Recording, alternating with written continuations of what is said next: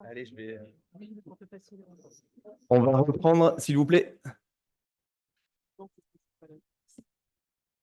Il est là.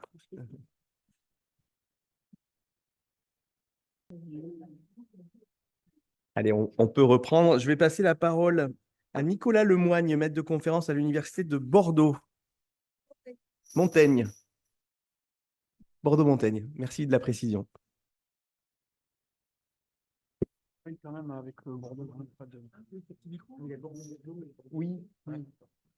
Merci, Monsieur le Président, Mesdames et Messieurs les membres du jury, Madame, Monsieur le co-directeur de thèse. Je voulais vous remercier chaleureusement de m'avoir convié à cet accompagnement de fin de trajectoire de thèse, qui est quand même le début d'autre chose. On s'en rend bien compte.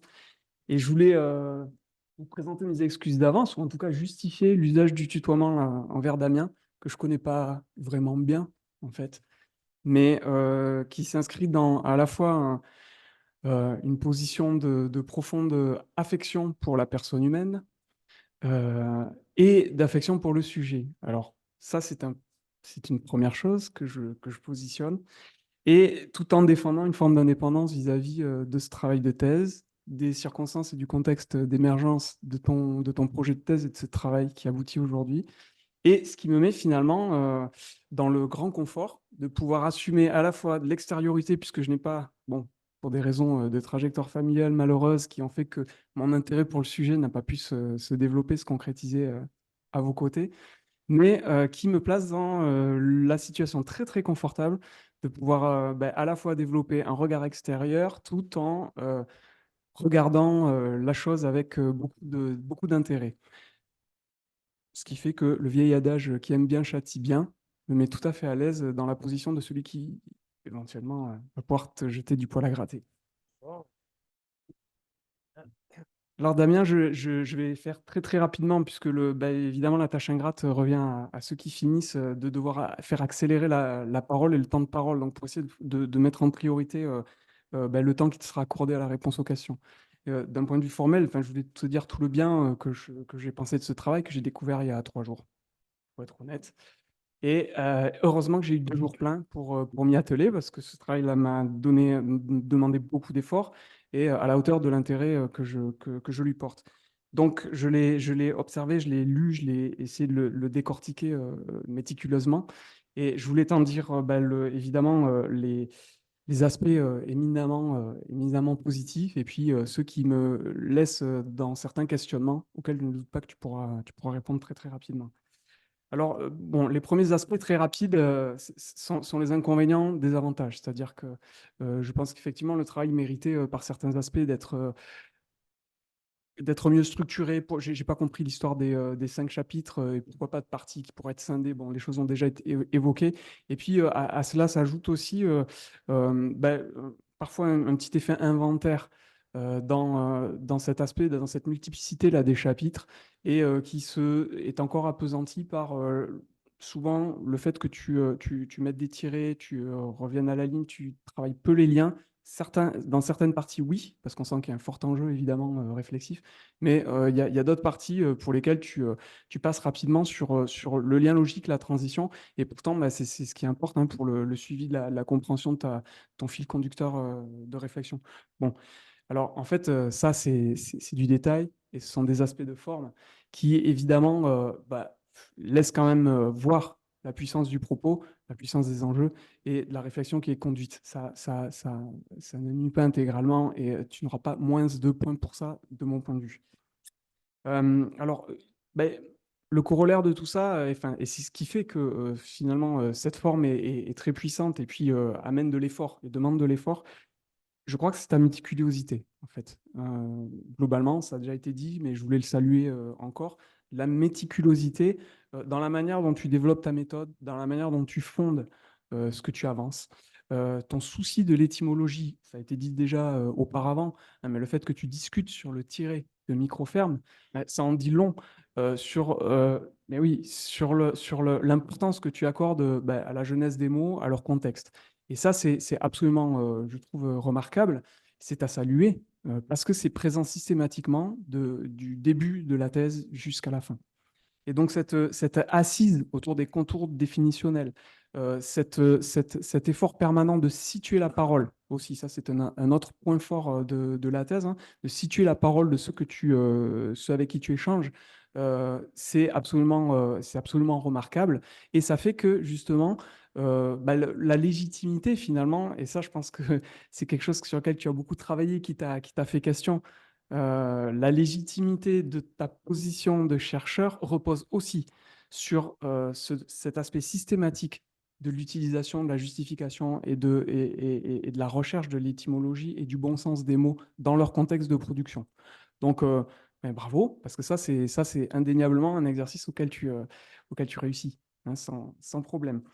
Alors, je me souviens de quelques batailles là, en jury de fin d'études des étudiants de Bordeaux Sciences Agro avec Bernard, où souvent je poussais les cris parce que je disais, mais oui, vous êtes vous étudiants ingénieurs, des forces motrices, des puissances intellectuelles en matière d'appareillage méthodologique, d'outils, mais où sont les paysans derrière ce que vous racontez?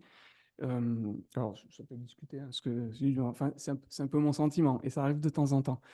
Il se trouve que toi, je trouve que tu viens avec cette force motrice et puis tu amènes une forme de sensibilité, une écoute. Et dans cette approche interdisciplinaire que tu revendiques, tu vas chercher cette parole-là et que tu situes systématiquement. Et là, ça m'a énormément touché parce que non seulement l'appareillage méthodologique et la manière dont tu le construis, de mon point de vue, est remarquable, mais en plus, il n'oblitère pas, il n'évacue pas la perception très très fine de ceux avec qui tu travailles. Voilà. Donc ça, c'est un hommage que tu leur rends et que l'on sent à travers les lignes et qui, moi, me touche particulièrement. Bien. Euh, alors, ça n'empêche les longueurs. Dans la thèse, c'est justement cette construction de la méthode. Moi, je me suis demandé par moment, quand j'en pouvais plus d'essuyer ma transpiration, je me demandais si c'était pas un effet, euh, un effet collatéral, finalement, de ton besoin de légitimation par l'accession à une forme à une discipline ou des disciplines, parce que tu en embrasses finalement pas mal, hein, dans ta démarche interdisciplinaire, pour lesquels tu ne te sentais pas à l'aise. Et ça témoigne d'une forme de trouble de l'identité où je ne suis pas très, très sûr de moi, donc j'ai besoin d'y aller, d'y mettre le paquet pour pouvoir asseoir ce que je dis et que personne en cours de soutenance puisse me faire le moindre reproche. Donc ça, c'est un trouble de l'identité que je connais bien. Donc je pense que tu en es victime, j'en ai reconnu les symptômes. Donc je suis sûr que tu pouvais t'épargner quelques longueurs à ce niveau-là. Hein, franchement, parce que au final, on sait que tu as bétonné, on sent que tu as bétonné, on sent que tu l'as discuté avec tes co-directeurs, on sent qu'ils ont probablement entre eux pas mal échangé et ça a fait l'objet de discussions dont on voit la traduction derrière. Ok. Alors, là maintenant, j'évacue ces questions-là. Sur la question du fond, euh, et cette position qui a été déjà discutée, revendiquée, pas revendiquée, et sur laquelle tu réfléchis, du militantisme et de l'engagement, en fait. Donc, on ne va pas revenir dessus. Je me pose juste la question, ça c'est peut-être la première question. Lorsque tu dis que tu te places dans une démarche de connaissance et de reconnaissance des réalités complexes des agriculteurs, donc là je te cite, hein, s'il n'y avait pas tout simplement moyen d'évacuer le terme de reconnaissance, qui porte en lui une forme de militantisme que l'on sent, même si tu discutes dessus, même si tu évoques les limites de cette posture-là dans ton travail, de ta construction en tant que chercheur, je ne cherche pas à invalider, tout simplement en enlevant ce terme de reconnaissance, tu n'accédais pas tout simplement à l'appréhension d'une forme de connaissance ou la mise en évidence d'une forme de connaissance ou le comblement de certaines lacunes de connaissance à travers un diagnostic et un travail réflexif qui te permettait de quitter cet inconfort-là de la reconnaissance militante, hein, parce que du coup, je suis allé chercher dans le Robert historique d'Alain Ray, reconnaissance parmi l'une des multiples acceptions, c'est d'admettre pour vrai après avoir nié ou douté. Bon, est-ce que c'est bien nécessaire? Et est-ce que finalement, donc je reviens à ma première question, avec le recul des années de thèse désormais, la constitution d'une réflexion critique autour d'un corpus de connaissances ne suffit-elle pas à œuvrer pour la reconnaissance? Euh, alors, deuxième point, qui est pas en lien. Tu fais le choix de la France métropolitaine et continentale, là où moi, mais ça c'est aussi mon parcours, j'y ai pensé parce que c'était mon parcours. Et je crois que Mme Poulot l'a évoqué aussi dans son rapport. Les territoires insulaires, ultramarins, français, sont, de mon point de vue, d'une extrême richesse en matière de terrain qui se rapproche, de manière phénoménale de l'objet que tu cherches à décrire là, des microfermes ici. Alors, bien évidemment, loin de moi l'idée de vouloir te faire substituer un terrain par un autre ou bien de te faire agréger des terrains. On sait très bien que déjà dans l'aventure d'une thèse, c'est colossal ce à quoi tu t'es entrepris. Par contre, euh, pourquoi ne pas être allé mobiliser ces exemples-là qui relèvent du territoire français que tu positionnes initialement et qui auraient pu non pas être un autre terrain ou un terrain à la place d'eux, mais au contraire servir tout le cadrage conceptuel et l'élaboration de tes définitions. Et je pense qu'évidemment, en termes de transmission, d'héritage, la question du patrimoine, tout ça sont des mots-clés que tu utilises, hein, que je remobilise, que tu utilises dans ta thèse. Je pense qu'il y avait une matière infinie à réfléchir, juste à réfléchir dans les premiers chapitres, de cadrage conceptuel, à ce que peuvent être ces micro-fermes locales ici en France continentale et métropolitaine. Bon, je comprends pas. Tu peux botter en touche très rapidement en disant, bon, c'est pas mon objet, mais il y a des travaux qui ont été très, très magnifiquement menés selon une approche telle que celle que tu revendiques. Je pense aux travaux de Catherine Benoît, anthropologue, sur la Corps Jardin Mémoire, sur les jardins créoles, qui décrit minutieusement jusqu'à la dimension culturelle très, très fine, et la parole des acteurs, la parole fine, les représentations, ces petites agricultures paysannes. Voilà. Donc ça, c'est la deuxième question.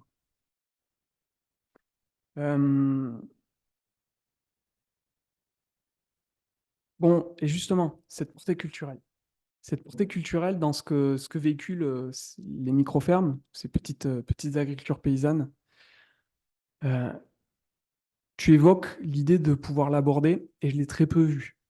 Je l'ai très peu vu, c'est-à-dire on accède à des dimensions alors on en parlait à midi, là, Toledo, l'ethnobotaniste Toledo, enfin, désigne comme le cosmos des sociétés. Le cosmos, c'est les représentations profondes qui relèvent de l'ontologie humaine et du rapport au monde, à sa genèse, ces représentations fines, très très profondes.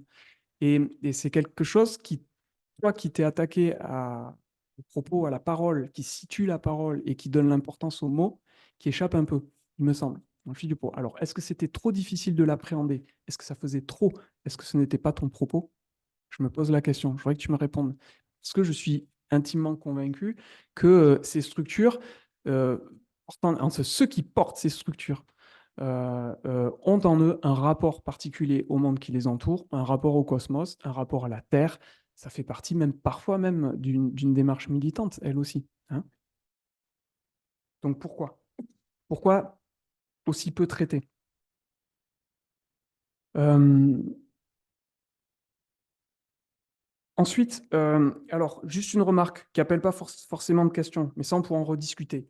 Les acronymes là que tu évoquais, NIMA, non issu du territoire, Orcade familial, etc., ça me faisait penser à un bel article de Bernard Chavry de la Masselière qui parlant du regard extérieur sur les activités paysannes, alors c'était sans contexte géographique particulier, disait que dans l'histoire même, elles ont été qualifiées par le manque, la qualification par le manque. Et ce qui génère et ce qui permet d'instaurer un cadre de pensée et des rapports de domination que tu décris très bien dans le travail. Dans cette qualification par le manque, j'ai découvert en fait que les acronymes que je connaissais étaient typiquement dans cette veine de la qualification par les observateurs extérieurs de ces formes et de ces formes d'agriculture. Et je pense que ça peut être intéressant à exploiter. Tu verras si tu veux l'utiliser ou pas. Euh, Ça a été déjà dit. La question de la viabilité des micro-fermes sur le temps long, on sent bien que c'est un sujet. Alors, ça a été aussi posé sous forme de questions à propos des retraites par Kevin. Mais la viabilité sur le temps long, moi, je me pose très sincèrement la question. J'ai pas d'a priori. A priori, ça fait partie des représentations collectivement admises qui consiste à dire que ces structures n'ont pas la capacité à se pérenniser d'un point de vue économique dans le temps, à faire vivre décemment les gens. Et tu dénonces la question, tu dis que finalement, c'est absolument pas démontré, hein, qu'elles n'ont pas cette capacité-là. Et j'aurais aimé d'autres références. Alors là, par curiosité, si tu peux diffuser l'info, parce que je pense que depuis le terrain, c'est quelque chose que l'on entend régulièrement, mais de manière plutôt condescendante. Et je voudrais savoir s'il y a des écrits. Alors, tu en cites un. Hein. Tu en cites un. C'est Jean-Martin Fortier. Voilà, lors d'une publication très récente que je ne connaissais pas, de 2023, qui semble étayer l'idée que bah voilà, c'est absolument pas démontré cette idée reçue. Donc mais voilà, ça serait intéressant de pouvoir véhiculer aussi de la connaissance par rapport à ça, parce que c'est une vraie question finalement. On installe, c'est bien, mais pour combien de temps? Donc, vraie question sans arrière-pensée.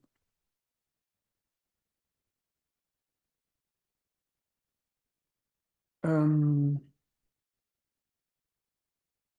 Alors, ouais, là, je me suis posé la question à propos de la théorie des modèles agricoles. Alors, encore une fois, loin de moi l'idée de revisiter ton approche théorique et la pertinence de son assise, mais je me suis interrogé sur les raisons pour lesquelles tu ne parlais pas de système agraire.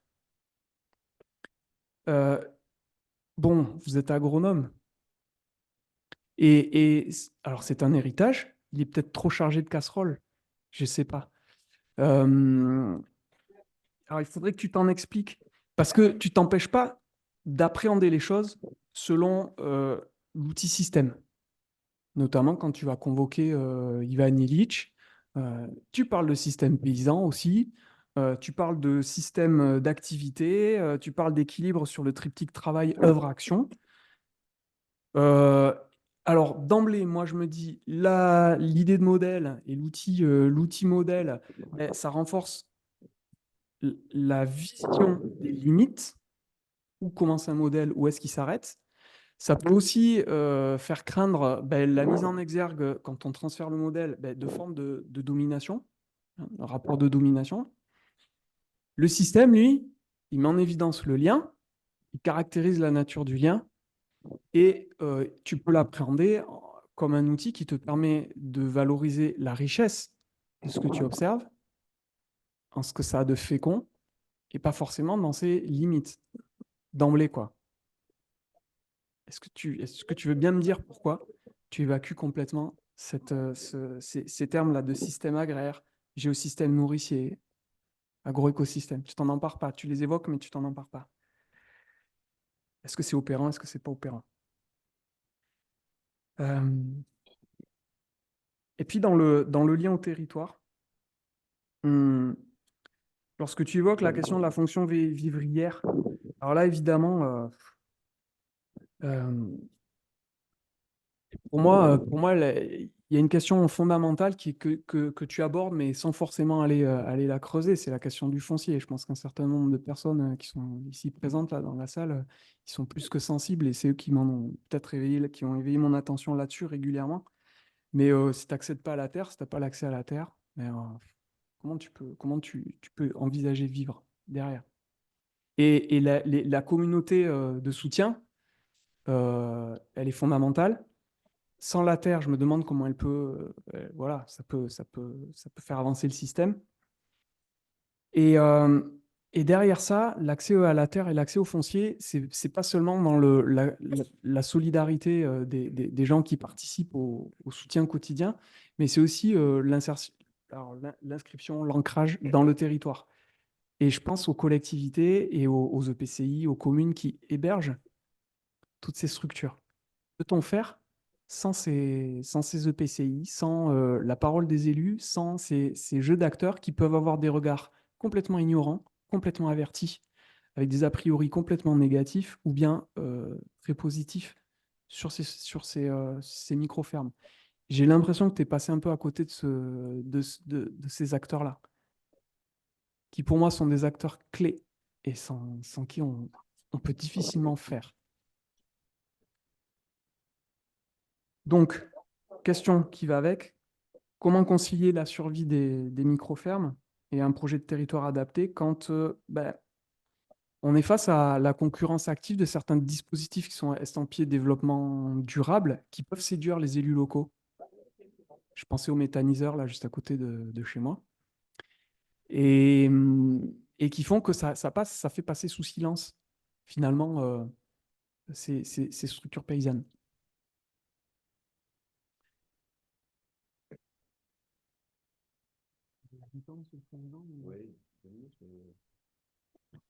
Ok.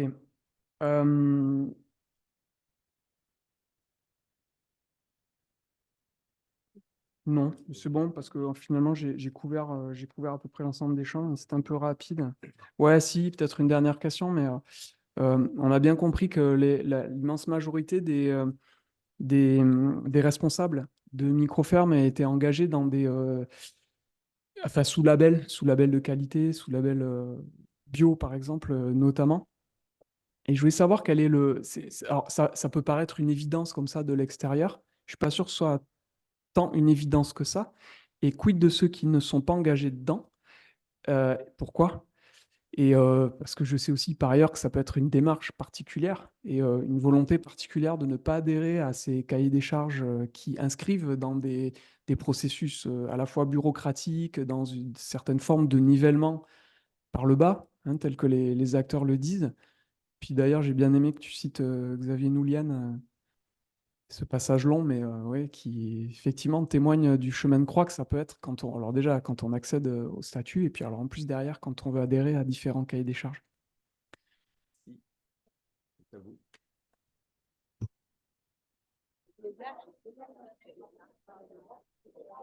Oui, sur la certification, merci, Merci à toi. Nicolas Lemoigne pour tout ton propos et puis tes questions. Je vais pas répondre évidemment à tout. Je vais sélectionner notamment celles où tu portes un intérêt plus prégnant. Juste sur la certification bio, effectivement, oui, il manquerait un relevé des discours par rapport à cette certification bio. Je pense que j'ai pas assez peut-être de matière là-dessus. Donc, c'est peut-être pour ça que j'ai pas développé. Mais effectivement, c'est pas. Alors là, tout de suite, je me rappelle plus du chiffre et je le cite. Mais sur les 99 micro-fermes, je sais pas si c'est pas la moitié qui sont certifiées bio ou peut-être un petit peu plus ou un peu moins, je sais plus. Mais voilà. Donc, grosse question du reste.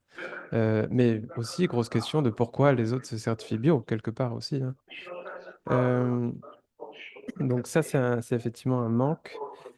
Euh, sur, euh, sur le cadrage, oui, effectivement, de pourquoi, voilà, j'ai travaillé sur la France métropolitaine et continentale, finalement plus la Nouvelle-Aquitaine, finalement plus la Gironde, quelque part, donc lié à cet héritage de micro-agri. Je me voyais pas aller plus loin, mais c'est vrai que j'aurais pu, rien que dans le cadrage contextuel. Et d'ailleurs, je cite, mais c'est très très court, la notion d'APEBA, les travaux de l'INRAE. Voilà, et c'est vrai que j'aurais pu regarder ça. Ça me paraissait tellement loin en heure d'avion qu'intellectuellement, je n'ai pas réussi, je crois, à intégrer ça. Mais j'ai lu ton article sur les jardins créoles et tardivement, en fait, je me suis dit, mais oui, il y a quelque chose d'intéressant. Et je crois que c'est une bonne piste. Ouais. Euh, et après, sur l'idée de connaissance et reconnaissance, c'est aussi un héritage, mais beaucoup de choses sont là-dedans, de microagri. C'est vraiment, on l'affichait, l'objectif, c'est connaissance, reconnaissance. Et je travaille la reconnaissance, pas juste moi, qu'est-ce que je peux apporter à cette reconnaissance, mais la reconnaissance du point de vue des responsables de microfermes, comment quelque part de travailler et d'être étudié par cette recherche, ça les fait avancer dans ce chemin qui peut être, j'allais faire une métaphore, chemin de croix, quoi, voilà. Euh, donc, moi, je suis pour lâcher reconnaissance. Oui, ça, c'était mon petit fardeau ou notre petit fardeau de ce travail de microagri. Je pense que là, il est venu le temps de travailler juste sur la connaissance et d'être conscient et de, de mettre en évidence, évidemment, toujours, parce que je pense que je continuerai à le faire, ce que ça provoque dans cette idée de reconnaissance. Mais voilà, maintenant on y est. Je ferai le lien du coup pour répondre à une autre question. En fait, de partir des travaux sur les micro-fermes maraîchères biologiques, urbaines, etc., par ces prismes-là, et de me dire, ah oui, mais en fait, j'aimerais créer un champ de recherche. Enfin, je dis je là, mais quelque part, c'est dans un héritage du nous. Voilà, vous me comprenez bien. Euh, il a fallu fixer des limites aussi à qu'est-ce que je mets aussi dans la démonstration, la mise en évidence de la création d'un nouveau front de recherche. Et je pense que c'est là où j'ai mis de côté pas mal de choses.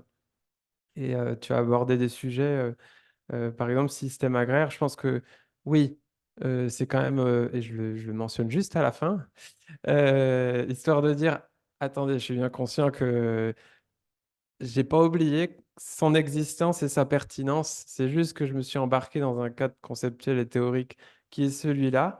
Pour autant, en fait, ça se trouve, j'aurais pu utiliser juste la notion de système agraire, c'est vrai, hein, et j'aurais moins eu de toute cette complexité. Je sais pas, parce que j'avoue que j'ai pas bossé précisément la notion de système agraire. Mais il y a moyen. En tout cas, si j'étais passé par pas Bordeaux Sciences Agro, mais une spécialisation AgroParisTech en système agraire, peut-être que système comparé, peut-être que j'aurais employé ce cadre théorique. Mais voilà, ça c'est vraiment du. Je l'ai bien senti, ce cadre proposé par Gasselin et collaborateurs, et c'est ça qui m'a accroché. Pour autant, je pense que ça me attise ma curiosité, c'est d'utiliser, de tester la notion de système agraire.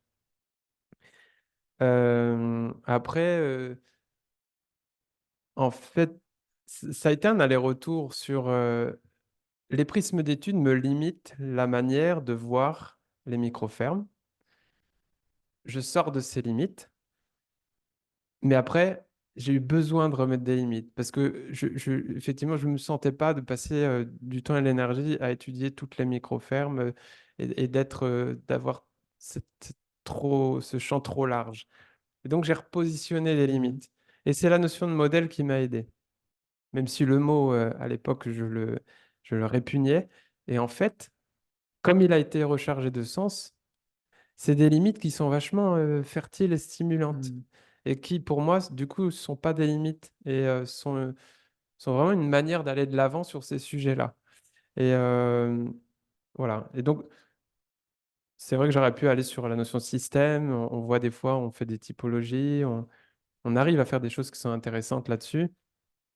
Voilà, je ne me sentais pas encore peut-être mûr ou je sais pas, mais ça, c'est quelque chose à faire après, notamment en bossant plus finement. Qu'est-ce qu'il y a dans cet archétype, là, au final, dans ces récurrences, des récurrences dans les récurrences. Et ça va beaucoup m'intéresser de retourner dans ces 99, voire plus, parce que l'idée, c'est d'enrichir cette base. C'est, comme je le disais dans la thèse, avec l'Institut technique de l'agriculture biologique, c'est voilà, en continuité du programme Microferme maraîchère bio 2019-2023, l'idée c'est d'essayer sur le plan national de construire un réseau de recherche-action au pluriel territorialisé où on apporte cette donnée, nos manières de faire et on fait avancer cette recherche-action sur microferme, ferme vivrière. On verra comment on construit notre objet commun mais qu'on garde ce côté territorialisé aussi de nos équipes de recherche et de nos liens avec les partenaires du terrain. Et je pense que voilà, je vais verser ça dans le pot commun. Ça permet, je trouve, pas mal d'élargir aussi nos questionnements. Je vois bien qu'au séminaire de fin, là, en juin 2023 à MMBio, OK, il y a des repères techniques. OK, il y a des repères technico-économiques. Comme le disait Kevin Morel à la fin, c'est et alors? Et alors? Qu'est-ce que on ne sait pas en fait. C'est pas suffisant. Voilà, on a besoin d'aller voir d'autres choses. Et je pense que moi, j'apporte cette autre chose. Alors sur la question de la viabilité sur le temps long, alors Fortier, à la base, c'est un responsable d'une microferme outre-Atlantique. Voilà.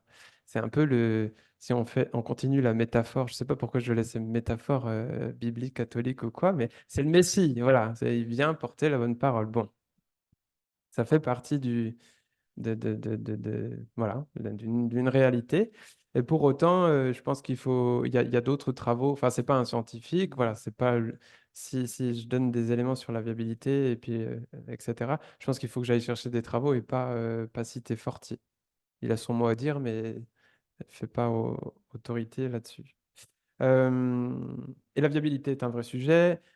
Et moi, je suis extrêmement inquiet, voilà, quand je vois ces gens qui travaillent, je l'ai dit, hein, hyper diversité des tâches, mais en fait, on va faire reposer notre sécurité alimentaire, cette durabilité des territoires sur ces gens, sur cet essoufflement, sans les aider économiquement ou autre. Enfin, c'est quoi Là, il y a une disproportion entre les défis majeurs et cette solution. Mais c'est pas pour dire que c'est pas la bonne solution, c'est juste pour se dire, mais nous, faut peut-être qu'on se bouge, et notamment en tant que chercheur, pour faire avancer. Et ça, c'est tout le sujet de mes travaux.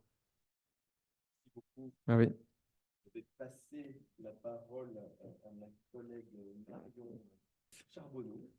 Merci beaucoup. Merci à Maïté et à Bernard pour cette invitation. Je suis ravie d'être là. Je suis ravie d'avoir profité de cet écrit. J'ai pris beaucoup de plaisir à vous lire. D'abord parce que vous en parlez d'un sujet qui, pour moi, est essentiel, qui est celui de la transformation des modèles agricoles, d'un modèle agricole qui est aujourd'hui à bout de souffle, on le sait, hein. Et puis en plus, parce que c'est un sujet qui est proche de mes travaux. Alors, beaucoup de choses ont déjà été dites, mais je vais quand même les redire parce que d'abord, il y a des choses qui font du bien d'être, hein, donc je vais les redire, hein. Et puis, il y a des choses qui sont importantes, et puis je vais le formuler sous forme de pistes, d'accord? Donc, vous proposez une thèse qui est extrêmement dense, mais extrêmement riche et généreuse à mon sens. Généreuse par la diversité des champs que vous ouvrez et que vous explorez, par la diversité de concepts maîtrisés que vous proposez, par l'importance du matériau collecté et traité et par surtout votre souci, ça a été dit, hein, d'être précis, transparent et méticuleux dans votre posture de chercheur. Ça témoigne, à mon sens, d'une très forte curiosité intellectuelle qui n'est pas toujours présente dans une thèse, hein, et qui est extrêmement appréciable et surtout, à mon sens, essentielle pour un chercheur, hein. Et puis surtout, et aussi plutôt, d'une intégrité affirmée, revendiquée, hein, et qui est là aussi, à mon sens, essentielle dans le contexte de délégitimation de la recherche actuelle. J'ai listé 3 grands apports, c'est sans doute, il y en a d'autres, hein, mais qui reviennent à ce qui a déjà été dit. Alors le premier, à mon sens, donc je vais revenir sur les apports, puis après j'aurai des remarques qui amèneront à des questions. Donc, à mon sens, le premier, et ça a été souligné par Monique Pouléo, c'est votre approche qui a été qualifiée de recherche interdisciplinaire par Estelle et de recherche appliquée ou dans la recherche-action par Monique Pouleau. Je dirais, moi, qu'elle est transdisciplinaire dans le sens des sciences de la durabilité et inscrite dans une recherche et dans une science transformative. C'est-à-dire que je crois que vous vous inscrivez dans le courant des sciences de la durabilité, hein, qui ne cherche pas juste à agir comme l'a fait la géographie de l'aménagement depuis des années, mais à transformer, à s'inscrire dans une forme de recherche transformative. D'accord ?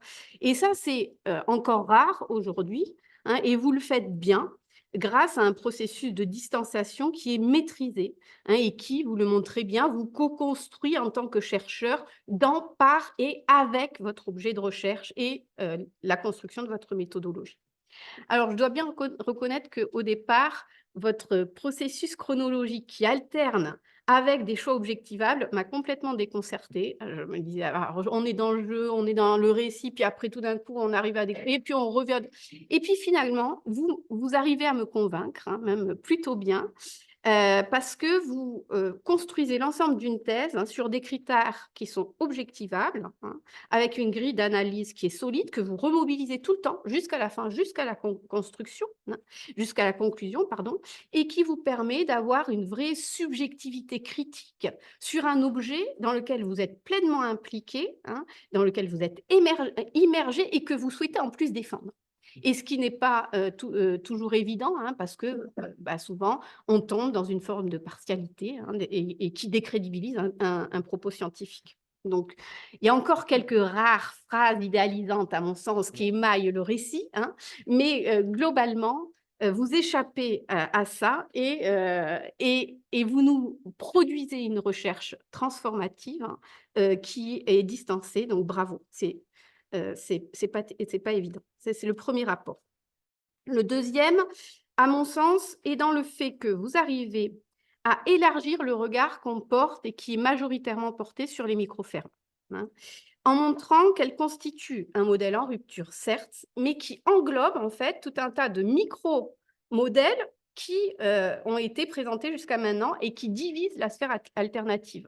Donc, vous montrez que c'est transversal, je reprends, à des modèles techniques, l'AB, la permaculture, etc., transversal à des modèles de mise sur le marché, la commercialisation en circuit court ou le commerce équitable, transversal à des formes d'organisation sociale du travail ou du capital, l'agriculture familiale ou de rente, transversal à des configurations socio-spatiales distinctes, l'agriculture urbaine ou périurbaine, hein, et je pourrais continuer. Et donc, finalement, vous arrivez à montrer que le fondement des micro-fermes n'est pas technique, sociale, socio-spatiale ou sur des formes d'organisation, mais bien sur cette forme originale d'une médiation territoriale conviviale qui serait renouvelée et qui n'aboutirait pas encore à l'impact. Et donc, vous donnez une consistance beaucoup plus large, finalement, au phénomène de micro-ferme, au lieu de proposer des approches qui sont souvent, du coup, par les autres modèles qui étaient proposés jusqu'à maintenant, qui divisaient et réduisaient l'alternative. Donc, je crois que ça aussi, c'est un autre apport, hein, de votre travail. Et le troisième apport, hein, que j'ai identifié, il y en a d'autres, hein, et qui a été souligné, c'est votre capacité à montrer beaucoup plus que la dimension territoriale, j'y reviens, à mon avis, ce n'est pas l'apport essentiel de votre thèse, mais c'est plutôt de montrer en général l'épaisseur et le contenu de ce mouvement. J'ai beaucoup apprécié le chapitre 4 et puis plus généralement, c'est dispersé dans la thèse, c'est un peu dispersé, mais je pense qu'il y a un bel article à faire pour réunir tout ça, où vous montrez les fondements, en fait, hein, les fondements et l'essence même de ce mouvement. Et à mon sens, ce qui vous permet d'arriver à montrer ça de façon assez pertinente, c'est le choix d'un cadrage qui est totalement pertinent et en adéquation avec votre objet d'étude. Et c'est important, en fait, ce n'est pas toujours le cas, hein. Et ce cadrage, il y a deux choses dans votre cadrage qui me semblent importantes. C'est le cadrage par la médiation territoriale, qui marche bien. Moi, je l'avais utilisé pour étudier des sociétés andines, donc plutôt sociétés familiales, paysannes des pays du Sud. Et en fait, ça marche très bien, effectivement, pour l'objet que vous étudiez, hein. Et vous le combinez, et ça, c'est l'autre élément, hein, vous le combinez avec le croisement de cette lecture des mouvements écologiques, de l'écologisme, hein, et des auteurs critiques des systèmes techniciens, et qui là encore va très bien. Alors, je n'avais même pas réalisé jusqu'à vous lire, en fait, mais ça va très bien avec les formes de médiation territoriale de Christophe Albaladejo, Ouais. parce qu'en fait, ils ont des fondements, et je ne l'avais pas réalisé, hein, notamment à Hannah Arendt, qui sont communs. Ouais. Et je n'avais pas fait le lien. Alors, vous connaissez mon origine, donc en général, je laisse aux collègues le soin de parler du lien entre ces mouvements paysans et puis les critiques des systèmes techniciens, hein. Mais de mon expérience interne, je ne peux que confirmer ce lien, effectivement, que vous mettez en avant et qui cale bien avec, tout à fait bien avec votre objet d'étude et qui était déjà là, par contre, dans des mouvements de la gauche paysanne dans les années 90. Ce n'est pas nouveau, par contre. Mais c'est davantage revendiqué et davantage affiché. Et peut-être plus légitime de l'afficher aujourd'hui que ça ne l'était à l'époque. Voilà, et le tout est servi par une forme agréable, hein. La densité, l'importance et la qualité des illustrations a été soulignée. C'est un vrai atout, hein, pour vous lire, parce que surtout votre thèse est dense, donc on a toujours plaisir. Ah, une illustration, elle est belle, elle est parfaite, il n'y a rien à redire, hein. Souvent, moi, quand je vois des cartes ou des illustrations, c'est ni à faire. Là, tout est propre et vraiment agréable. Et donc, ça rend votre lecture d'un texte dense agréable. Sur la forme, je reviens. Hein, par contre, c'est un peu foisonnant. Les transitions entre certaines parties ne sont pas toujours présentes, surtout à la fin. Et parfois, on a l'impression, on se demande pourquoi vous passez à ça. Donc, bon, mais ça, c'est les effets d'une écriture rapide sur laquelle on n'a pas le temps de revenir sur la fin. Hein, mais globalement, la forme de la thèse est plutôt agréable. Voilà, donc une thèse originale, hein, qui fait avancer les connaissances sur un mouvement social montant. Alors, j'ai trois, quatre remarques qui m'amènent à des questions. Donc, d'un point de vue global, je rejoins ce qu'a dit Monique Poulot, c'est que je sens un enjeu d'équilibre. Il y a un enjeu d'équilibre entre méthodologique d'abord, parce que vous entrez dans le détail de certains, en sens ce souci qui est important, et qui fait vos qualités, hein, du détail méthodologique sur certaines dimensions. Donc, par exemple, on sait tout de votre arrivée dans telle ou telle ferme, là. Et par contre, il y a des choses essentielles qui manquent. Et moi, cette boîte noire intermédiaire, bien que je sois géographe et donc sans doute moins appareillée, eh bien, m'a manqué. Hein. Et donc, il y a peut-être des rééquilibrages dans ce qu'il faut choisir de mettre en avant méthodologiquement et conceptuellement, d'ailleurs, et ce qu'on peut laisser derrière. Et c'est pareil sur la partie méthodologique qui fait 200 pages et les résultats, parce qu'on, notamment sur la partie territoriale, et je vais aller sur cette dimension-là, on reste effectivement un petit peu sur sa fin. Mais du coup, je me dis que vous avez plein de beaux articles à produire. Avec le matériau dense et très beau matériau que vous avez récolté, sur lequel je ne suis pas revenue, ça a déjà été écrit. Alors, oui, donc la dimension territoriale est au cœur de votre thèse, c'est dans le titre, c'est une de vos hypothèses. Et pourtant, j'ai envie de dire, je n'ai pas vu le territoire. J'ai le sentiment, en vous lisant, que je n'ai pas vu le territoire. J'ai vu des lieux, j'ai vu des relations spatiales, j'ai vu des relations de proximité, mais le territoire, je ne l'ai pas vu. Alors d'abord parce que il manque un diagnostic territorial, enfin un petit diagnostic territorial de où sont vos fermes. Je ne sais pas autour. Alors je sais dans le voisinage tout, le voisinage est très près de vos fermes, mais un peu autour. Hein, le système d'activité de vos fermes, il ne se limite pas aux 2 voisins qu'il y a autour. Il est bien plus vaste. Je ne sais pas la structure du foncier, je ne sais pas quel type de système de production il y a, je ne sais pas quel type de ferme, je ne sais rien en fait. Même si, et donc il manque un ancrage, enfin une compréhension du contexte agricole dans lequel se situent vos fermes. Ça, c'est la première chose. La deuxième chose, c'est un repositionnement de vos fermes, c'est une autre entrée du territoire, dans les politiques publiques territoriales. Donc, vous montrez bien qu'elles ne sont pas soutenues au niveau national, mais par contre qu'il y a des soutiens politiques locaux, d'accord? Mais on n'a jamais la politique agricole globale de ces territoires. Et donc, on a des dispositifs, ils sont soutenus par ça, mais globalement, quelle est la place de ces dispositifs dans la politique globale de ces intercommunalités ou de ces communes? Ça pèse quoi, ces dispositifs, d'un point de vue financier, d'un point de vue des moyens, hein? Finalement, est-ce que soutenir le micro, quand la domination, c'est du grand, ce n'est pas une façon de maintenir le grand, pour laisser l'espace au plus grand? La première forme d'appropriation du territoire, c'est l'emprise dans l'espace. Et donc, soutenir celui qui a le moins d'emprise dans l'espace, c'est laisser la domination de celui qui en a le plus.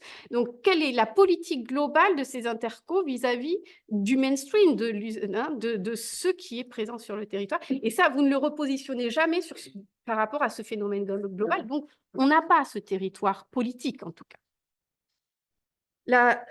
L'autre élément relatif au territoire, c'est qu'on ne voit pas la territorialité des paysans, pour moi.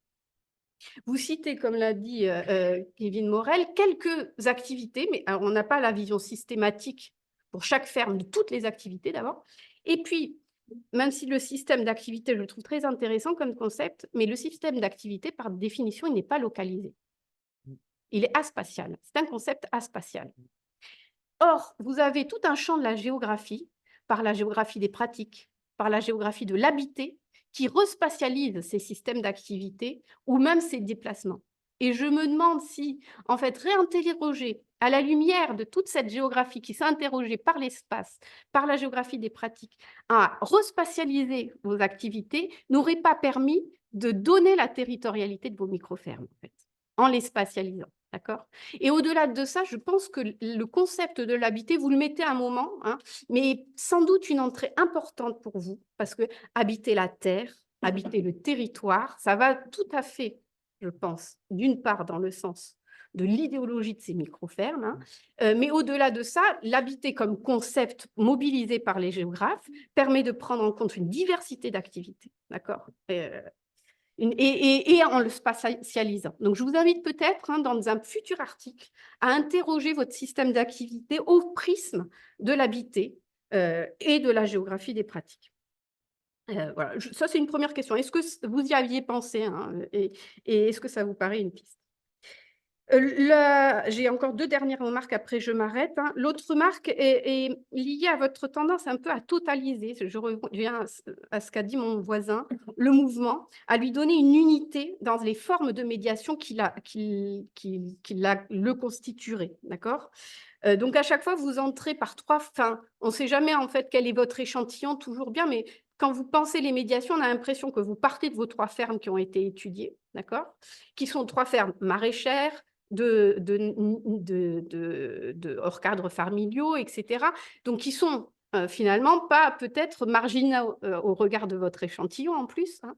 Et donc, on se demande si les formes de médiation que vous mettez en avant sont véritablement dominantes dans le phénomène de microferme que vous présentez. Et moi, j'ai été dans le suspense jusqu'à la fin sans avoir l'épilogue, de savoir finalement, d'avoir une vision globale de vos 99.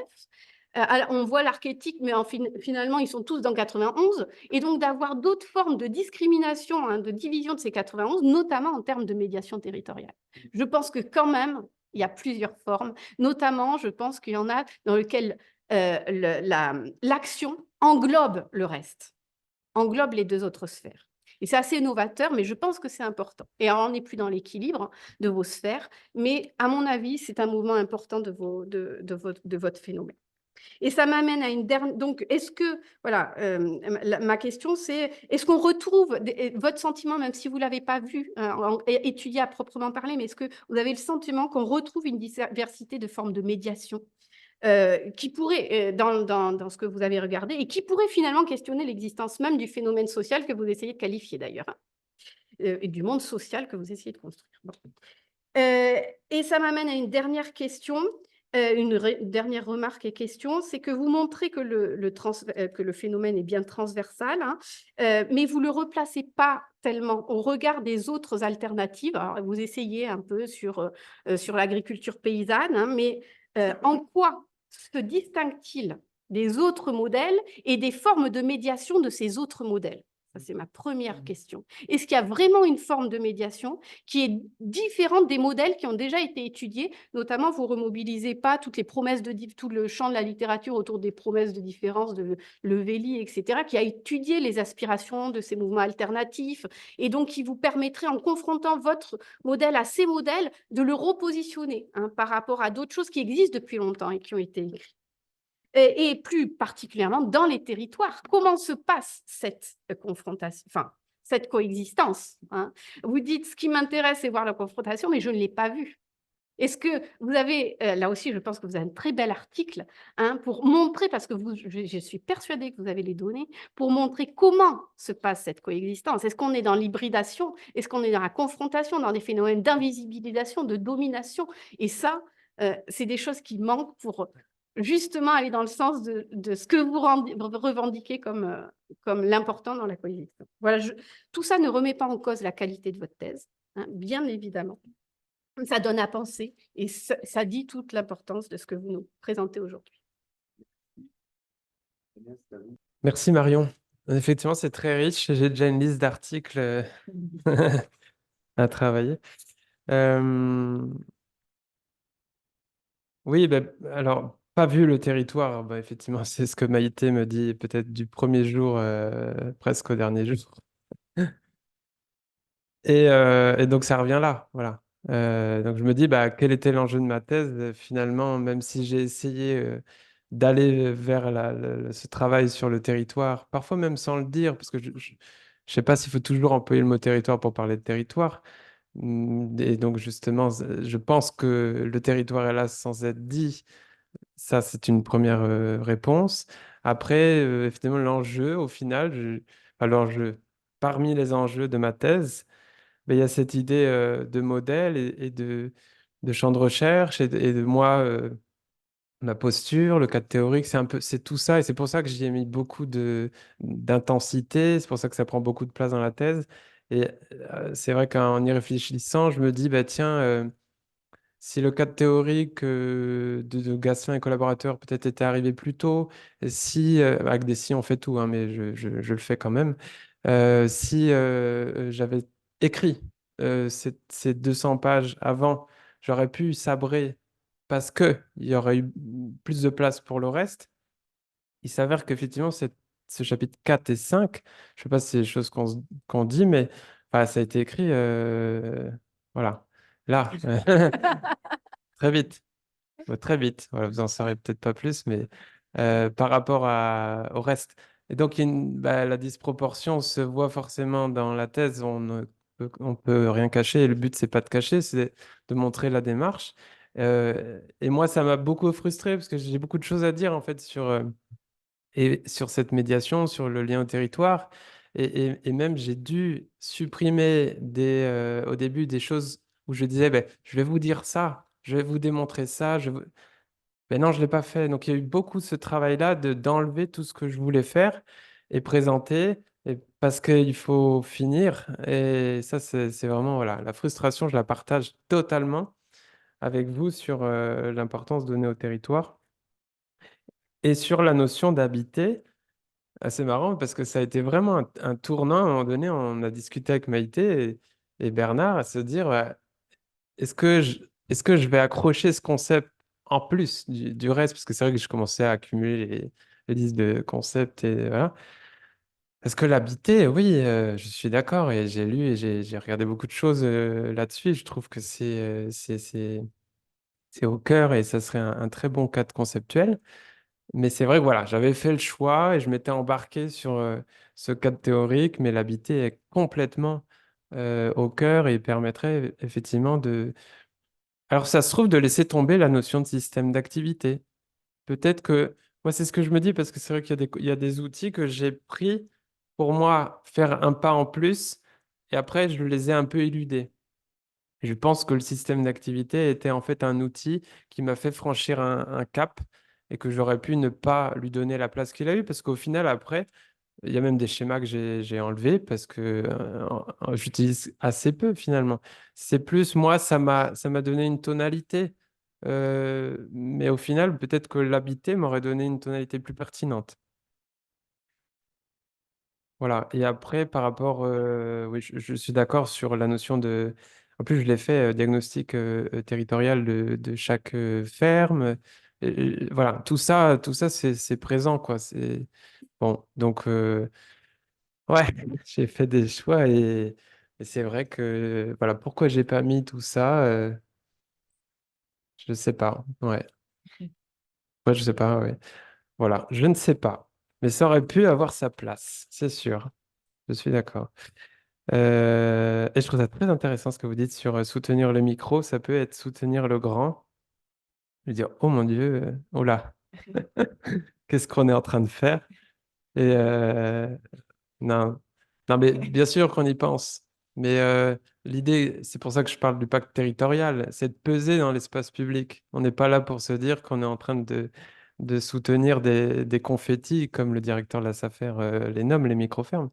Euh, non, c'est pas ça l'idée. Donc c'est là où il faut, mais il faut être vigilant.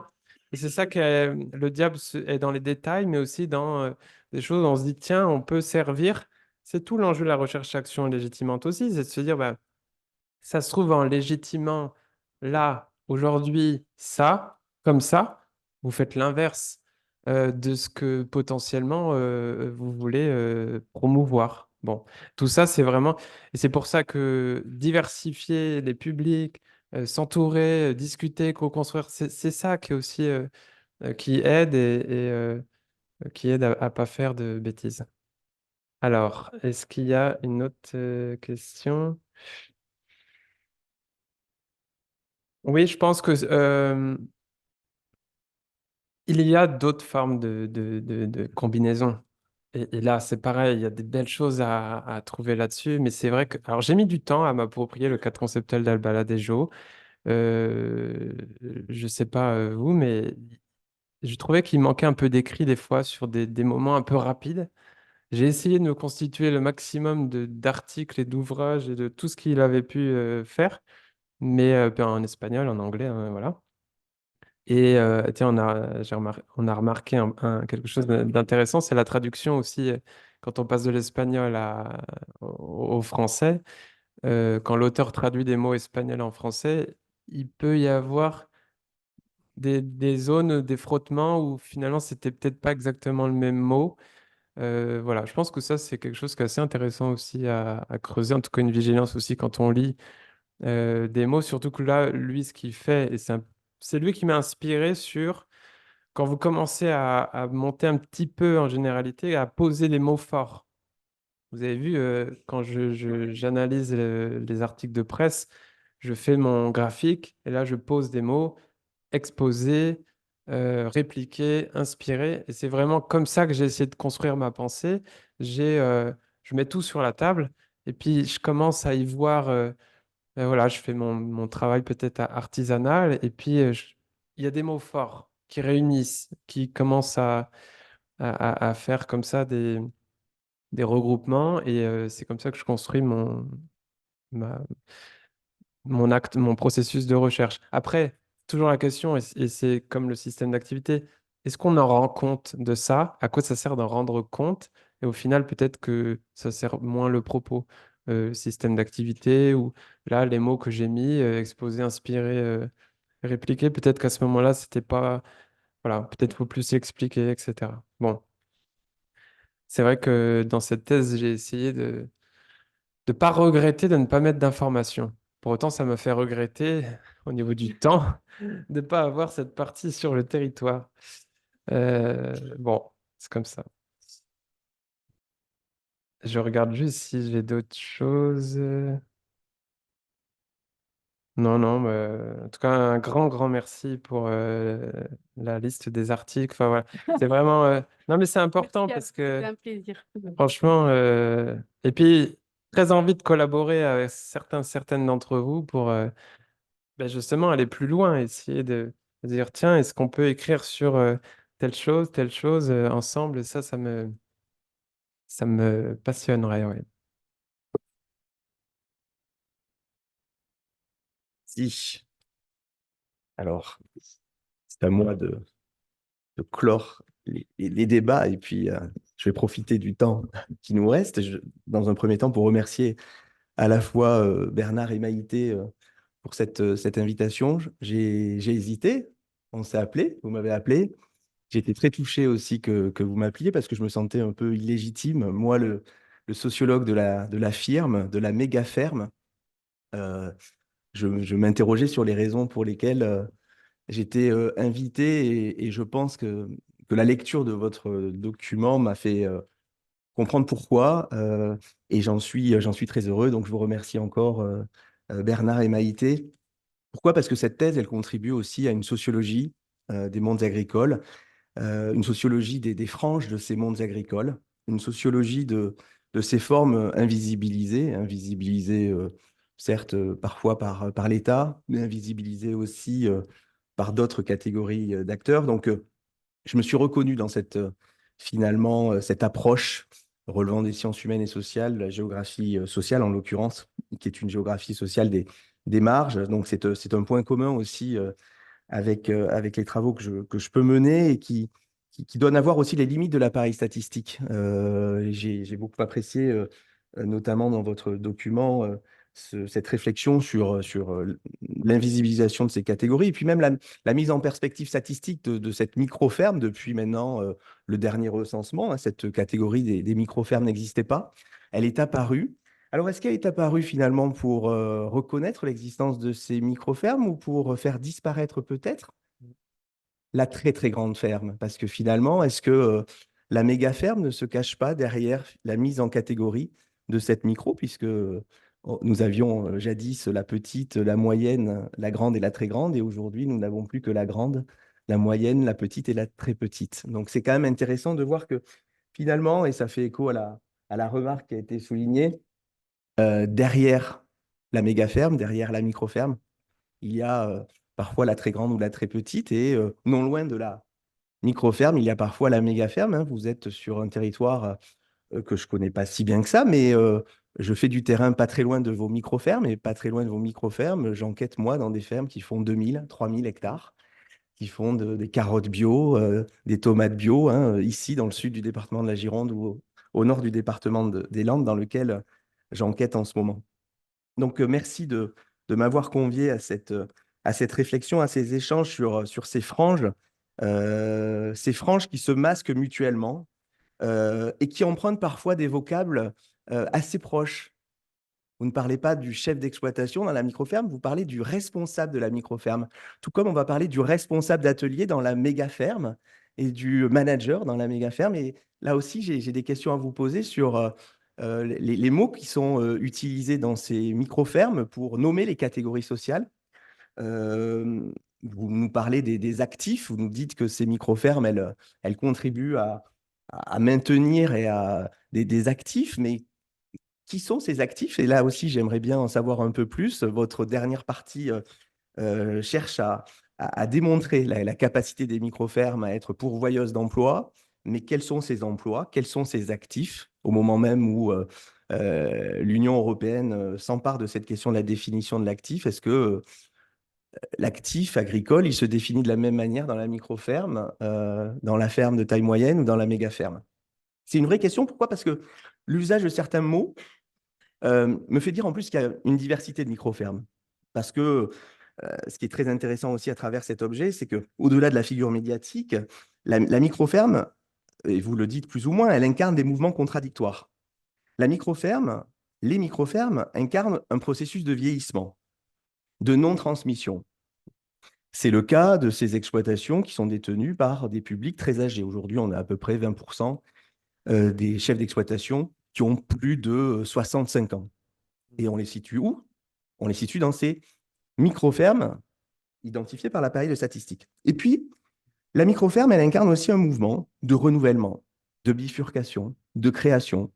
Un mouvement qui est porté par des jeunes femmes, plus ou moins jeunes, qui ont connu aussi une activité dans d'autres secteurs, des catégories socio-professionnelles avec un niveau de formation plus élevé. Donc finalement, la micro-ferme, elle incarne ça, elle incarne une résistance peut-être à certaines formes du capitalisme agricole contemporain, mais elle incarne aussi de nouvelles formes de business. Il y a aussi un business de la micro-ferme, confère les travaux de Cécile Gazot, que vous ne citez pas, mais sur les nouveaux dispositifs d'installation, mais on voit bien que des business angels font finalement de la micro-ferme un instrument, un outil au service de nouvelles formes de financiarisation.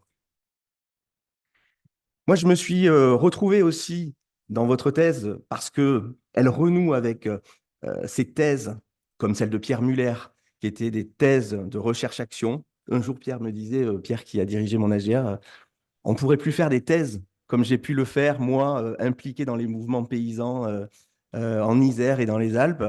Et je trouve que vous démontrez le contraire. Vous montrez qu'on peut encore, en 2024, finalement, rédiger une thèse qui relève d'une recherche-action et sans toutefois venir nuire à la qualité scientifique de votre propos.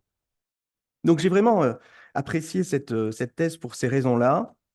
Une thèse qui est riche en synthèse aussi, enfin un document qui est riche en synthèse, des tableaux d'une grande qualité. Alors parfois, le tableau prend le pas sur la rédaction, donc parfois ça va même un peu trop loin. Je pense que on aurait pu dire, vous auriez pu vous dire stop à un moment donné, parce que on a des tableaux comme celui de la page 122 qui trouvent leurs limites parce qu'ils sont d'une grande complexité et il faut passer beaucoup de temps pour y rentrer.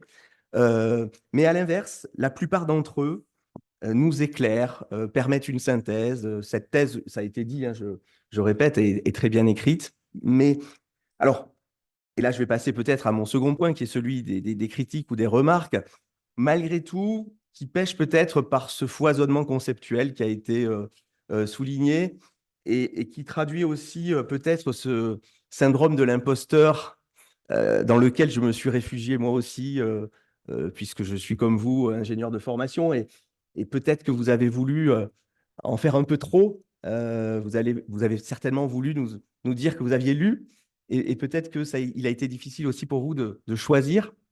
Mais malgré ces critiques, je pense que cette thèse apporte énormément à la compréhension finalement de la construction sociale de cette catégorie.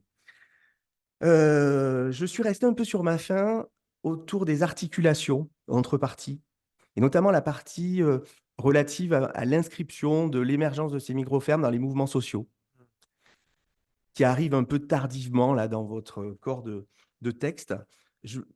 Et en fait, finalement, vous n'allez pas au bout. Ça aussi, c'est une critique qui a été formulée, de la réflexion qui aurait pu être mise en place à un moment donné autour de ces mouvements sociaux. Pourquoi aujourd'hui la gauche paysanne s'empare de cette notion de micro-ferme alors qu'elle porte aussi parfois d'autres formes d'organisation sociale comme instrument politique. Je pense aux fermes collectives. Et là aussi, j'aimerais vous entendre là-dessus parce qu'on l'a plus ou moins évoqué.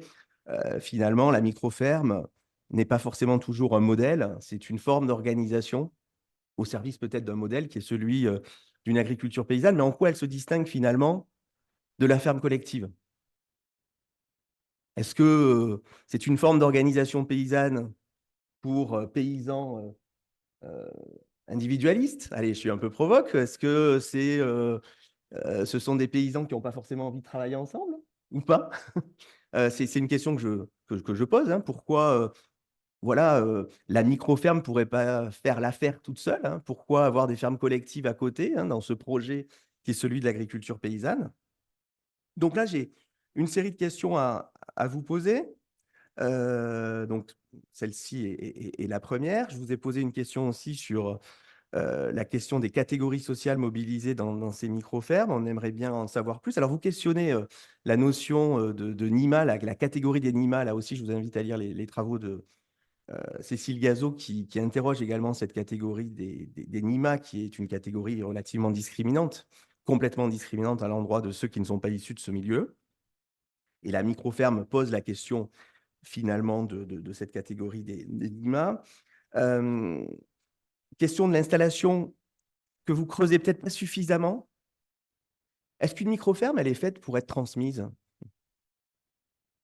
Au moment même où on voit que plein de petites fermes ne sont pas reprises. Je pense que vous n'interrogez peut-être pas suffisamment aussi le décalage entre l'offre et la demande de petites fermes, qui est pour moi un problème majeur de l'agriculture française. On a un stock de petites fermes qui ne sont pas reprises, alors même que le désir d'agriculture se porte sur ces micro-fermes. Pourquoi ce désir d'agriculture ne se porte pas sur ces petites fermes? Ça, c'est une vraie question. Est-ce que parce qu'il est plus simple de créer que de mettre ses pas dans les pas d'un autre? C'est une vraie question. Est-ce que d'autres que ceux qui sont à la tête de ces micro-fermes mettront leurs pas dans ceux qui sont à la tête de ces micro-fermes ou pas? Est-ce que la transmission est un objectif dans la micro-ferme? Est-ce qu'une micro-ferme, elle est faite pour être transmise? Ou est-ce qu'elle est faite pour être pensée comme une étape dans une carrière? Je vous pose cette question-là parce que finalement, on a de nouvelles générations qui ne considèrent plus l'installation comme une fin en soi. Est-ce que le mot même d'installation convient à la micro-ferme? Est-ce que ces acteurs, ces actifs de l'agriculture qui font le choix de porter ces projets de micro-ferme ont envie de s'installer? Voilà. Et comment, et là aussi je suis resté un peu sur ma faim, comment on rentre dans une micro-ferme, comment on en sort? Est-ce que, voilà, est-ce que vous avez des choses à nous dire sur ces mobilités, ces nouvelles formes de mobilité? Parce que, est-ce que la micro-ferme, on la choisit toujours ou est-ce qu'on la subit? Parce que dans le stock de petites fermes qu'on ne veut pas reprendre, Il y a des micro-fermes qu'on subit. La micro-ferme, elle n'est pas forcément choisie comme forme d'organisation. Elle est parfois subie parce que finalement, on ne peut pas s'en extraire. Donc là aussi, je pense que c'est un point sur lequel il est important de revenir afin d'éviter l'essentialisation et peut-être l'idéalisation. Et puis, alors, je terminerai sur une série de questions sur la représentation politique de la micro-ferme. Cette représentation politique peut-elle se confondre avec celle de l'agriculture paysanne? Comment ces micro-fermes, finalement, sont-elles représentées politiquement au sein de la gauche paysanne? Est-ce qu'il y a des micro-fermes de droite et des micro-fermes de gauche ou pas? On en a plus ou moins parlé. Quelle est la place de la micro-ferme comme modèle défendu, notamment par la gauche paysanne? Euh, Moi, j'ai une question, c'est une question que je me pose, celle de la socialisation politique des acteurs de la micro-ferme. Est-ce qu'ils sont socialisés de la même manière que ces promoteurs de l'agriculture paysanne des années 70 et 80 qui ont porté des projets utopiques ou pas? Se sont-ils socialisés de la même manière? Ah oui, ce qui me fait dire que vous faites référence souvent à la socio-anthropologie, mais vous mobilisez rarement, par exemple, les travaux de, par exemple, Benjamin Dubertrand et sa thèse intitulée Bricoler l'utopie, qui a travaillé sur notamment les nouvelles communautés, des communautés qui avaient été étudiées par Daniel Hervieux-Léger à son époque, dans les années 70.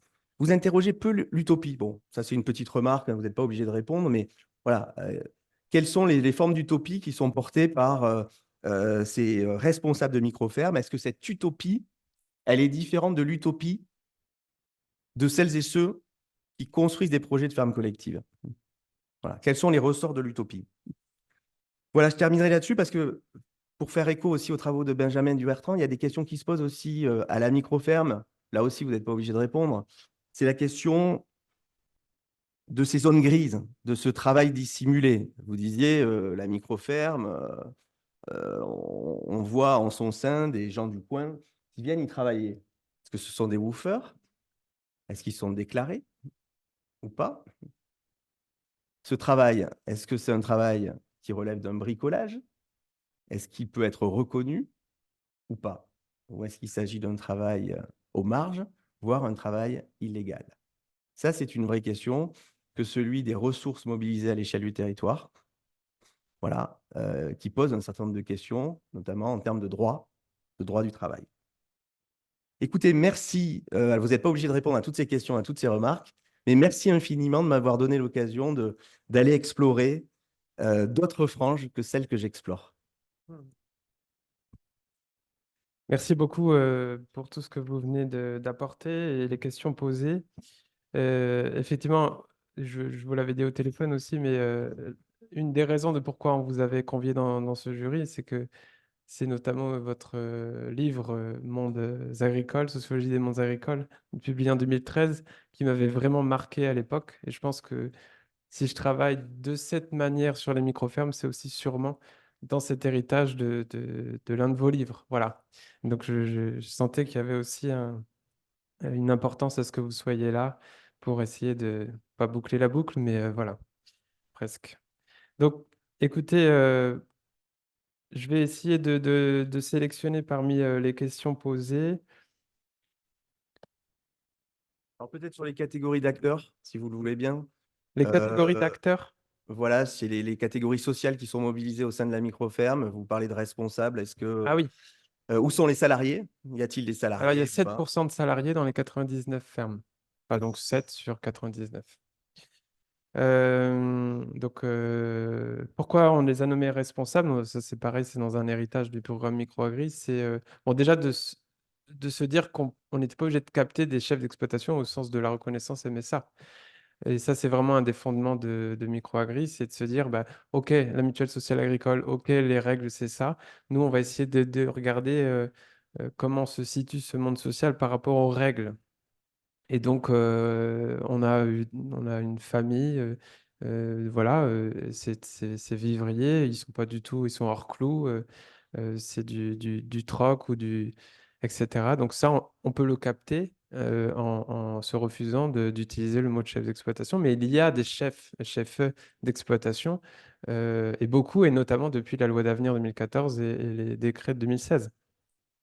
Et alors, j'ai plus les chiffres et je crois que je le mentionne dans la thèse, combien il y a de chefs d'exploitation.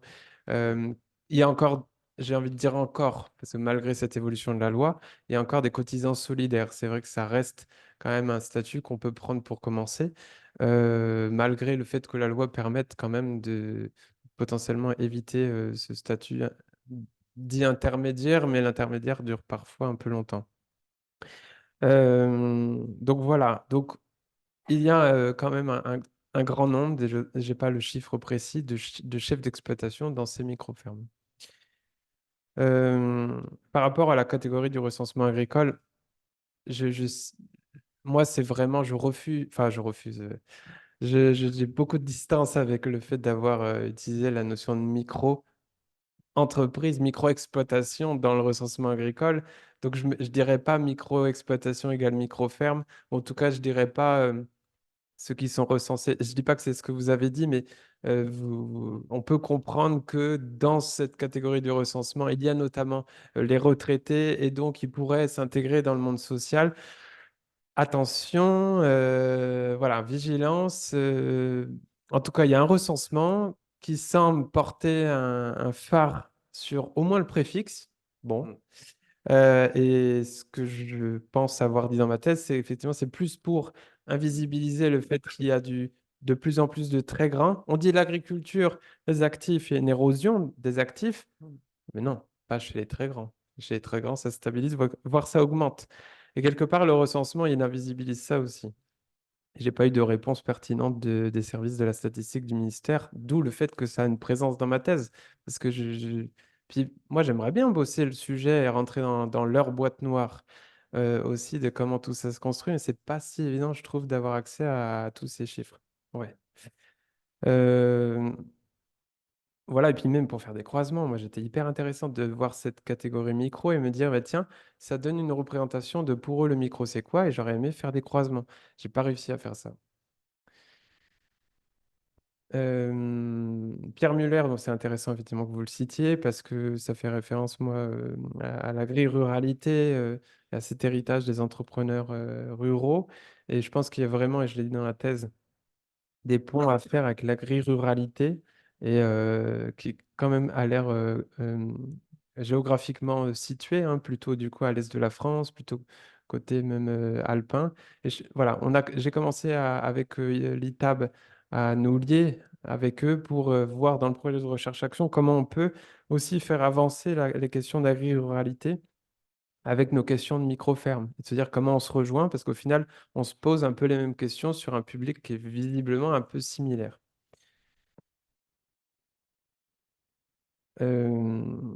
Alors, forme d'organisation, ouais. J'aime beaucoup cette expression. Je pense que c'est ça l'idée en fait derrière. Euh, J'essaie de trouver ce que je veux dire, mais euh, comment dire?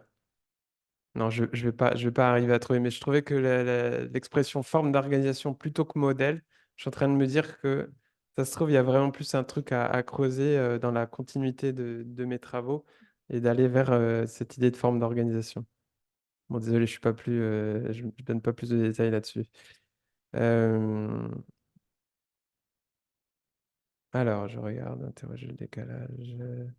Sur la question de la transmissibilité, Ouais, est-ce que ces fermes, elles sont transmissibles ou est-ce qu'elles ont pour projet d'être transmissibles ou est-ce qu'elles correspondent à un temps générationnel ouais. et une étape dans une carrière?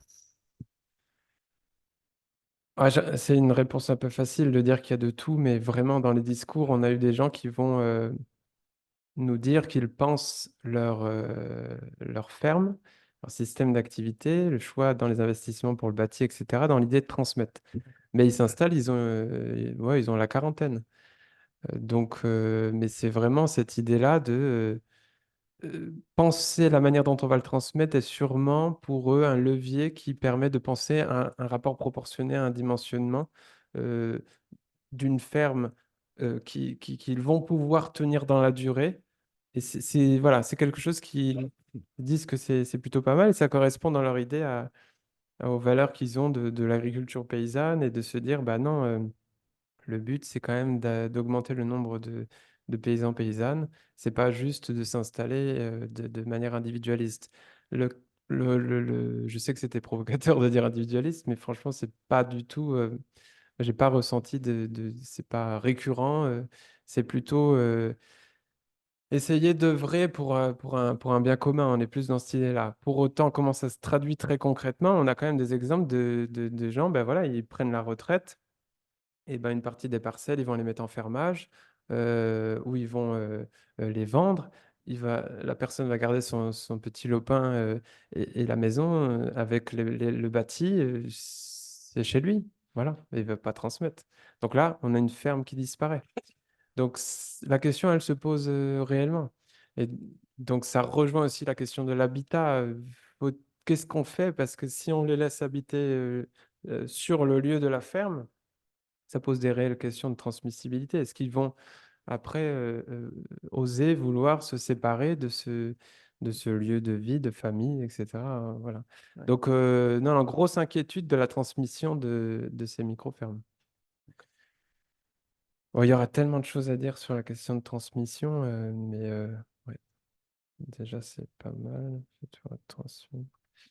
La notion d'installation, c'est vrai que pour moi, enfin, je crois que je l'ai écrit dans la thèse, mais il faut le dire à un instant T, je m'installe, mais après, d'avoir une période d'installation, pour moi, ça n'a pas trop de sens chez eux. C'est presque comme s'ils s'installaient tout le temps. Enfin, je veux dire, c'est pas, les choses évoluent. C'est quoi ce truc de période standard d'installation? Enfin, ça n'a pas de sens. C'est pas pertinent pour eux. OK, pour se dire, il y a un déclencheur, mais encore, c'est quoi? C'est le coup de bêche, c'est le siret, c'est le.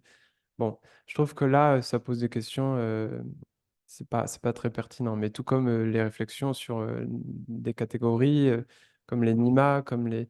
Voilà, je pense que pour moi, c'est des diversions. On parle de ces sujets alors qu'en fait, on devrait parler de ma thèse. Non, je rigole, mais des sujets. Voilà. Alors, ça c'est dit. Euh, Par rapport à la représentation politique, Ouais, ah, quelle place elles tiennent dans le discours de la gauche paysanne pour quand vous dites la gauche paysanne, c'est la Confédération paysanne le MODEF? et le MODEF. OK.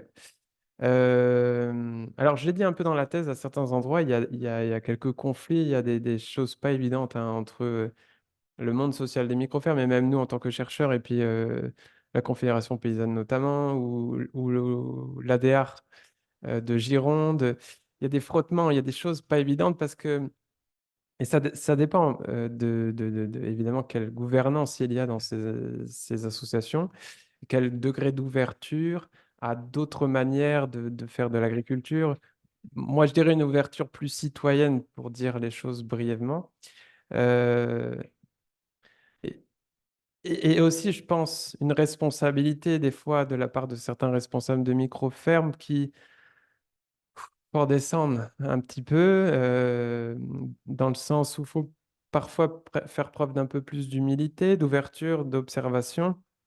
Et c'est pour ça que moi, je trouvais ça important même si c'est maladroit et assez court, de remettre ça en- pas une émergence, c'est une résurgence des mouvements sociopolitiques alternatifs. Il y en a bien d'autres qui ont fait tellement de choses et qui ont passé tellement d'énergie à essayer de promouvoir tellement de choses et mettre en place tellement de choses.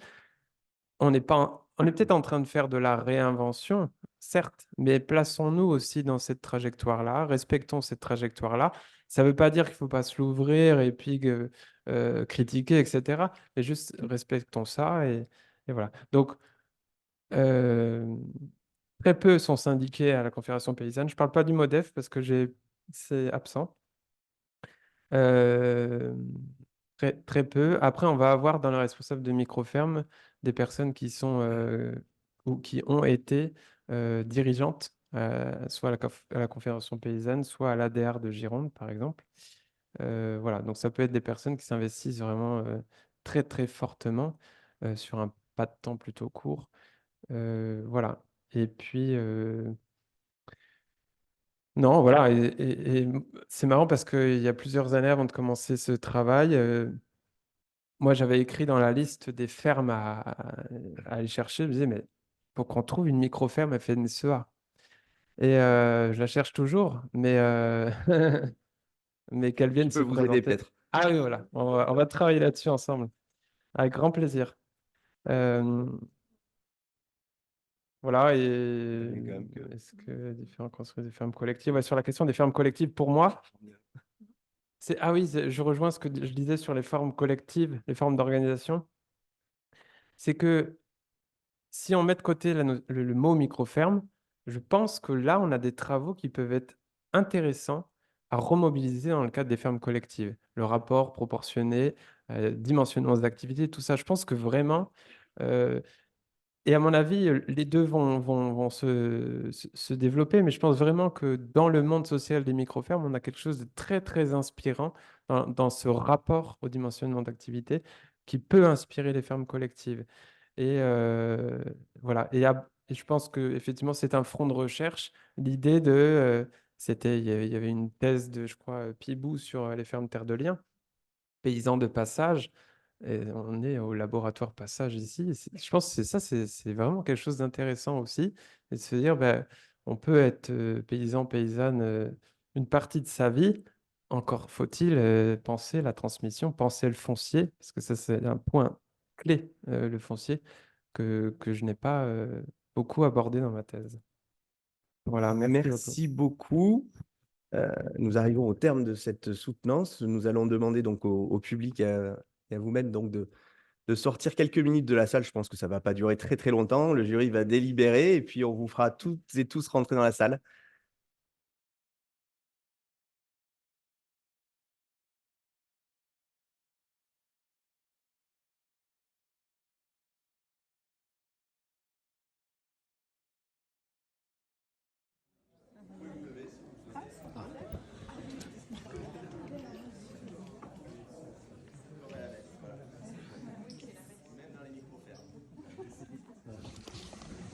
Damien Toublanc, après vous avoir lu, entendu et en avoir délibéré, le jury ici présent vous décerne le titre de docteur en géographie de l'université Bordeaux-Montaigne et tient à vous féliciter pour cet excellent travail. Il souhaite insister sur la richesse de celui-ci, l'effort de cadrage théorique et méthodologique, mais également le caractère novateur de votre recherche.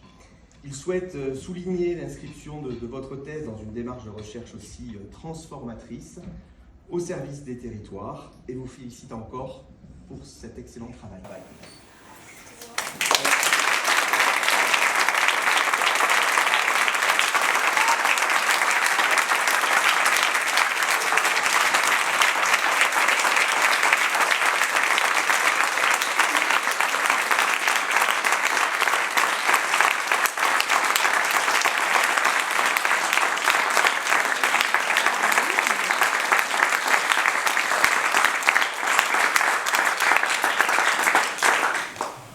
Merci beaucoup. Je dois lire un serment, c'est ça? Voilà. Et le signer.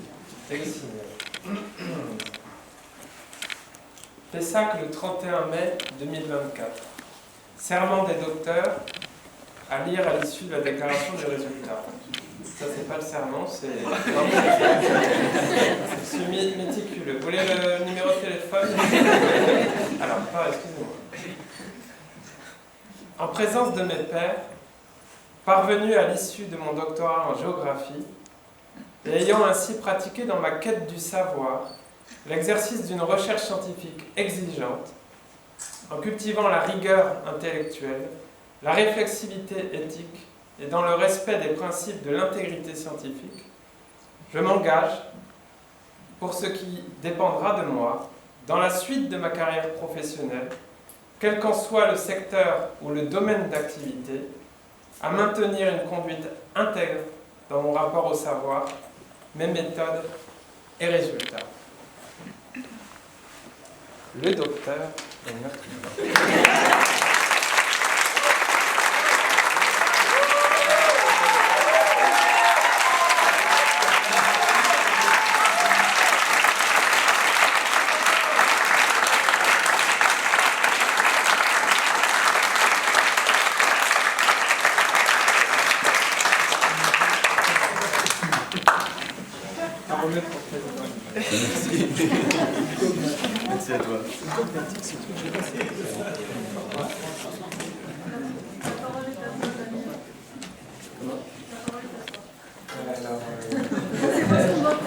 Ah oui, d'accord. Eh ben, merci de votre présence à tous et à toutes. Maintenant, je vous convie donc au pot convivial qui est de l'autre côté de notre premier parking. Voilà, pas tout de suite, pas tout de suite. Ah, pas tout de suite, bah oui, parce que forcément les organisateurs sont aussi des auditeurs. Il faut juste laisser le temps d'organiser le pot, je sais pas, un petit 10 minutes, voilà. Et donc on a le temps de discuter tous ensemble. Et donc voilà, le pot est entièrement biologique.